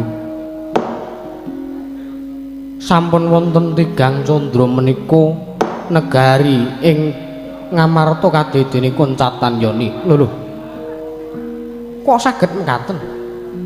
Inggih krana murcanipun inggih menika payung tunggul naga miwah pustaka Jamus Klimasada ingkang boten dipun mangertosi wonten pundi dunungipun. Lho. Werkudara. Wah. Resna kakangku apa? Apa kowe mangerteni ana ngendi dununging Pustaka Jamus Klimasada lan payung tunggul naga? Aku ora weruh. Yen to wis weruh, wis tak jipuk wingi-wingi.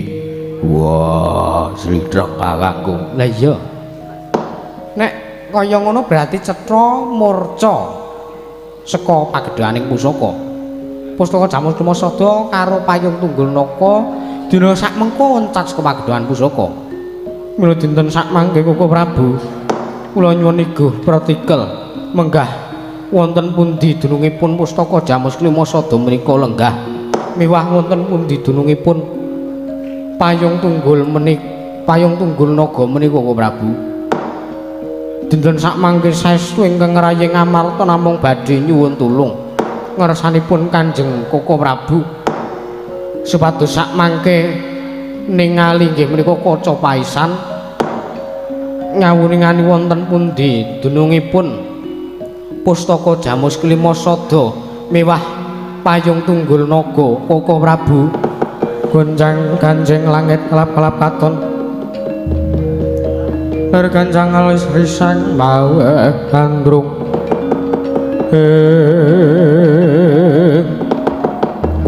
dereng ngantos paripurna ingkang samembal wacana kasar geger jaba mawon dadi darunane boten sanes jawi amung Sang Hyang Manik moh tumip saking dirgantara nyarengi cathit kilat rawuhing Sang Hyang Manik kaya wau.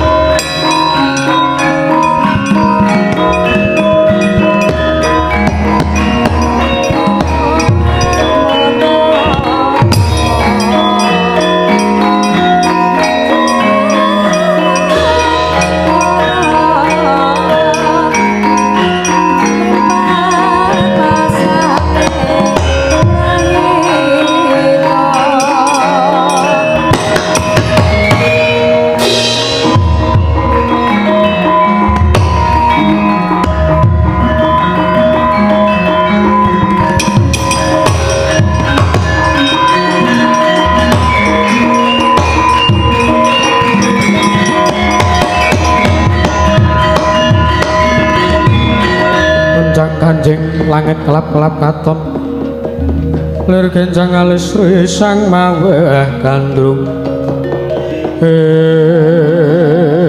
aduh pukulun dedosan menapa ingkang badhe kula sandhang karana dinten sak mangke paduka pukulun Sang Hyang Manikmaya tumiyup wonten ing jagat raya menika pulun wonten wigatos menapa Puntadewa wonten dawuh deston temen ing atase ulun iki dewaning para dewa teka keplayu seka Kayuwangan Suralaya mung merga ana salah sawijining titah sing ora liya ya kuwi mung abdi kita dhewe sing dina sak mengko madeg Brahmana peparab Begawan Bawurjati.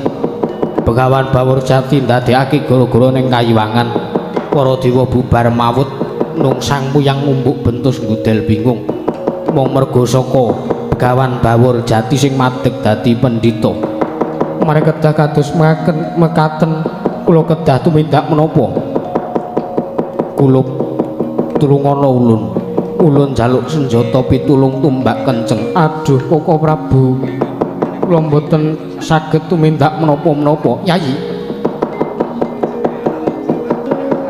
Pandhita ingkang peparab Begawan Bawurjati menika saenipun dipun taliti kemawon menawi katen kula kantun derek inggih dipun taliti kemawon monggo kula dherekaken bidal wonten pertapan nipun Begawan Bawurjati menika yen kita nyuwun pirsa kelawan panjenengan ulun pertapan ingkang jinggo medhar ngilmu karo Begawan Bawurjati ya kuwi pertapan Sela Langking. Menawi dene mekaten ulun tumunten sak mangke kula nyuwun pamit anganti ingkang wayah pun Werkudara Bimasena lan Janaka. Iya ya Kresna sing ati-ati aja kaya bocah cilik. Monggo kula dherekaken kukulun. Kula dherekaken Yayi Prabu.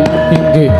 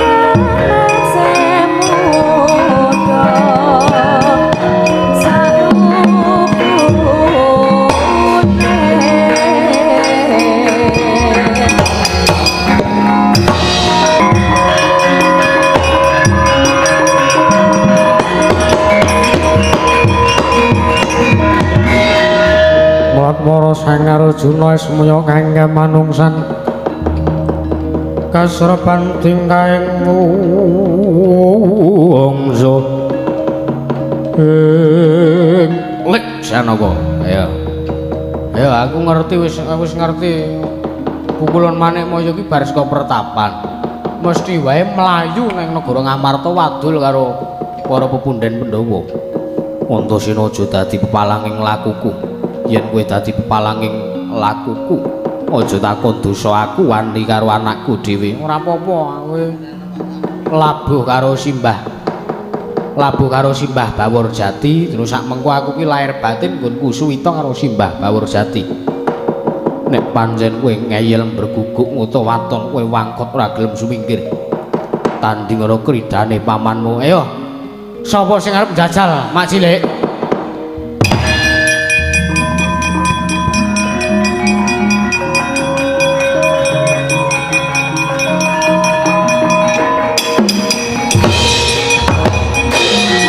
Jaluk ngapura lho, jaluk ngapura.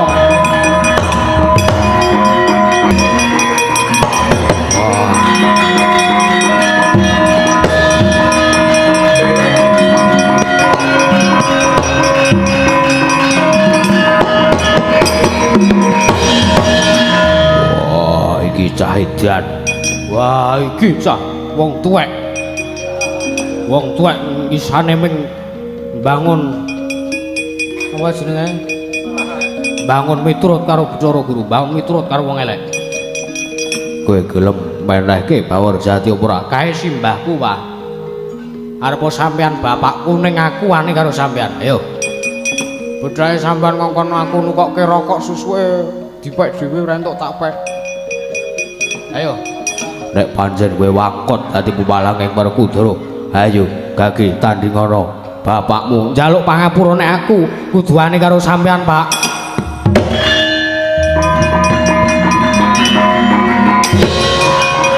Ayo, mundur.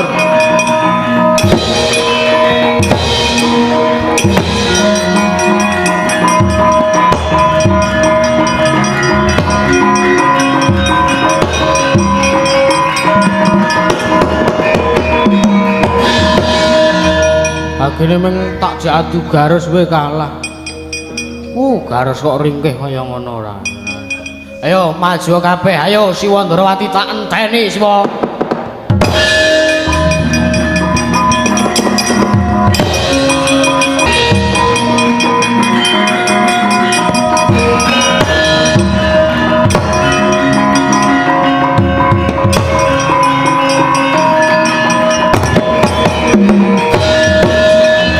Kresna sinayeng manglung mintonaken triwikramanira kanggo mitraning asta.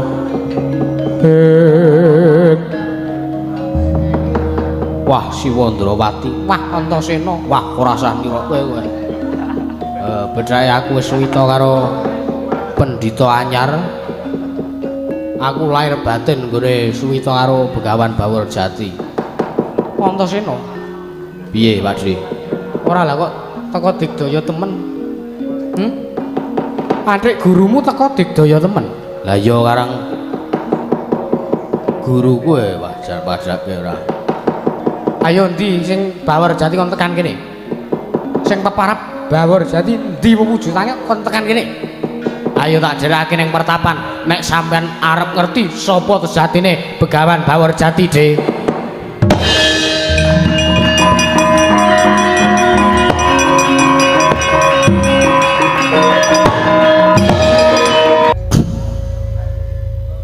Ngopo sampean ngempet guyu? Sampean sinten? Enten Nalendra Ireng Tunreng. Ngaku sampean sapa? Nalendra Ndrawati Prabu Bathara Kresna. Lho. Wis ngerti karo aku. Wis, kula niki maca buku. Apa sing mbok waca? 1001. 1001 hari. Ngawur ora. Wah. Ora pendhita kudungan kresek. Wah, iki kresek ada obat. Obat tidur. Saiki wis ngerti to. Sampeyan nek ngerti ya meng guyu ngene iki. Wis ngerti. Ana wong kaya ngene kaya madeg pendhita barang. Sampeyan meneng dhisik cengelmu kuwi. Iku wis ora waya acting. Sesore acting iki kesel aku. Isih betah ngapuran sang kabeh. Isih betah. Bawor Jati lho jangkar karo aku. Iki wis esuk kowe lah dalah. Lah pancen saedan iki ora. Pripun? Niat kula niki madeg pendhita niki sae kok. Sinuwun. Niat kula niki mung kepengin mbrasta angkara murka, mbrasta tumindak malima sing merugikan sak donya. Wonten? Iya, ning apa ya kaya ngono carane? Ana madeg pendhita ki mbok yo nyandang sing apik, pertapan yo sing apik. Pertapan iki sing nggone wiyar. Pertapan ki nggone sing apik ora kumuh kaya ngene iki. Karang bekas pabrik. Yakin ngene ku pabrik kompos mula mambule trong. Dadi pendhita ki ya sing apik nyandang sing apik ora kok kudungan kresek kaya ngono. Sak kecandake sinuwun. Wah, iki pendhita kawan Pawur Jati. Iya Werkudara. Kowe nek weruh rak ya guyu to. Wah, aku ora kuat. Aku mung arep merem wae. Wah, karoe suwek. Menelet. Ayo nyandang isi, Mbah. Kowe ku ya sing nyandang sing apik to iki. Karang iki kathokku siji-sijine ya. Wah, jan wis ngono kok sida ora dihargai. Ayo, babaru sing sak nyatane, Ora usah dadak kowe gawe-gawe, ora usah dadak kowe reka-reka dadi pendhita ning ngarepe Nata Ndrawati. Nggih pun, nggih pun. Kula kondurke sinuwun.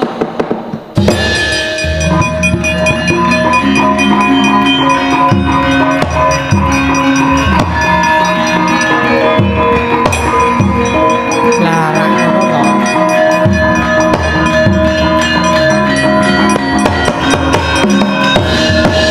Nata larata saking kutha sagara kula. Yana mutusa sansri. Pun kula kondurke, pun kula wangsulke niki pusaka. Ya. Aku ngaturke panuwun sesuk nek arep dadi pendhita, taren sik karo bendara-bendara. Nggih, nyuwun ngapunten lho niki, saestu lho. Saestu nyuwun ngapunten. Ya wis pusaka tak gawa, Bagong. Nggih, matur nuwun.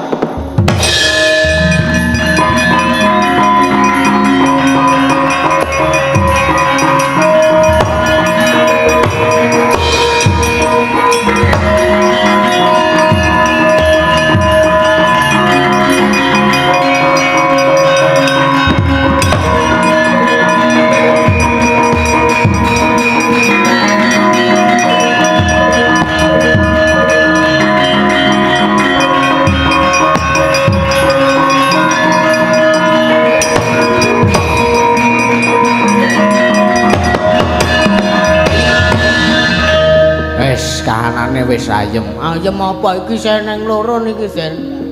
Apa iya? Niki kula dereng iso badar merga urung enek pengapesan kula sing mriki. Ya wis dinteni wae. Trembelane bocah ora waras.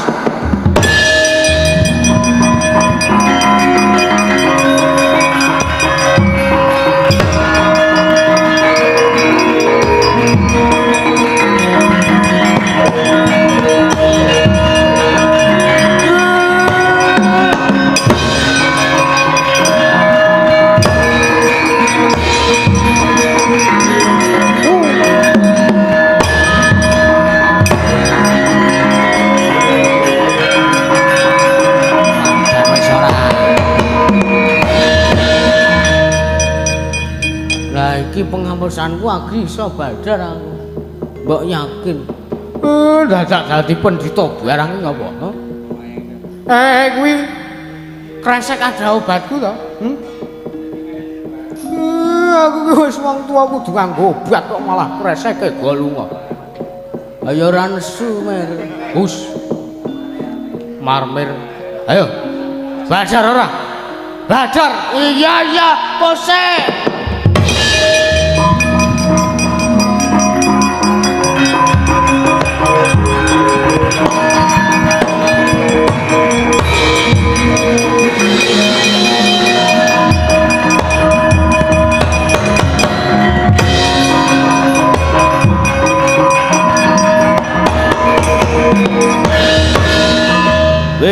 Wis darane kaya ngene iki aku wis badar, Pak. Lha kok suaramu dadi gedhi? Karena iki bagonge diungkluk. Ayo kowe iki wis dadak dadi pendhita barang apa to, Gong? Sing ora ngrekasake wong tuwa ora. Aku karo bapak 3 dina 3 bengi goleki kowe. Pamitmu meng ngorong sasi kowe jar arep kerja ning Bang Plecet kuwi ya. Aku ora kasil kerja, aku meng madeg pendhita, gandeng bingung tenan iki, Pak. Yakin aku bingung tenan iki, Pak. Bingung dadak dadi pendhita. Lah kadang nggo ngisi wektu. Wah, jan aku njaluk pangapura ya bawah jan wis. Aja njaluk pangapura karo aku. Tanggunganmu isih sisi to. Sapa Pak? Manik Moyo. Lah kuwi kan ajimu tandangono aku tak ngaso iki sesore cangkemku ipik. Ora leren blas iki. Wah, jan wis senengane ngrekasake wong tuwa iki ndara-ndaramu barange tekan kene. Siwa Semar aku sing tekan kene. Nggih. Sampeyan dadak manut barang to dadekke cantrike. Aku timbang ora ana penggawean. Iya, Siwa Semar aku timbang ora ana penggawean. Oh, kayak aku ya timbang ora nek gawean. Gabut aku gabut. Wih, Satria ora kaya ngono kuwi lho, Satria kok muni bahasa modern kuwi dikritik karo pemerintah. Ayo sak gelemku to, Gong. Wong jaman saiki modern. Lah iya. Wis dinteni nang kene manik moyo, Pak. Iya.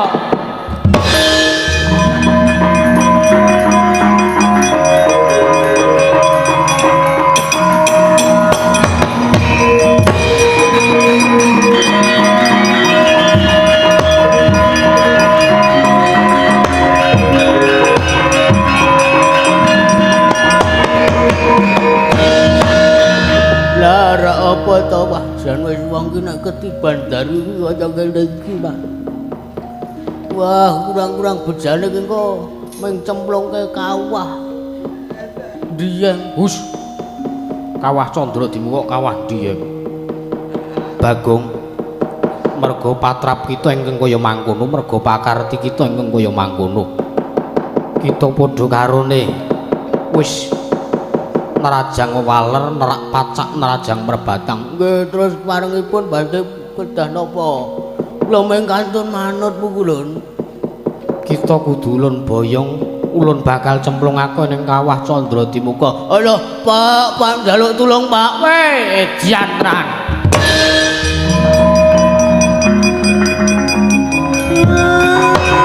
Putur.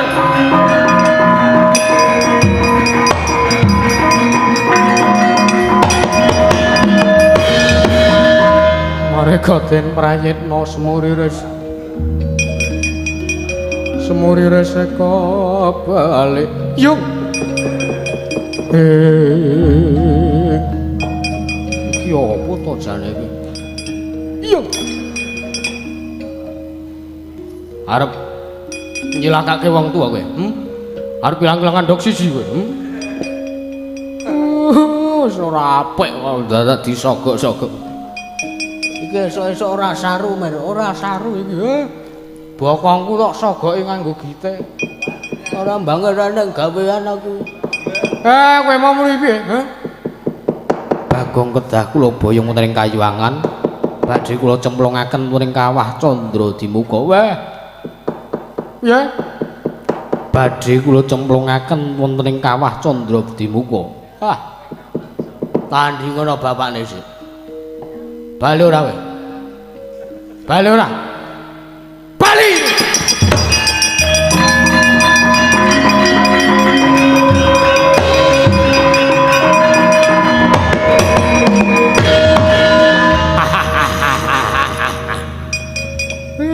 Kene getak ngono kowe bali. Bagong wis kanane kaya ngene. Engko sikik Pak iki. Wah, iki njaba isih dikrubut Kurawa. Kok nandangi Ndara Werkudara.